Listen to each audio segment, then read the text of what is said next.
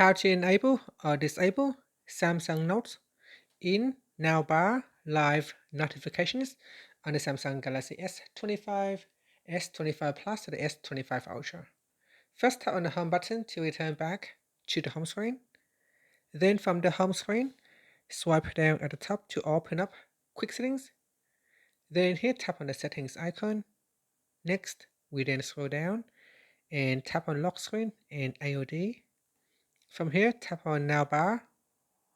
After that, tap on the View More button at the bottom. Then scroll down and tap on Samsung Notes. Tap on the toggle button to turn it off or switch it on. Here, if you go to the top, it said that make notifications for ongoing activities more visible. Live notifications will appear on the lock screen, on the status bar, and at the top of the notification panel. And that's it. Finally, you can tap on the home button to return back to the home screen.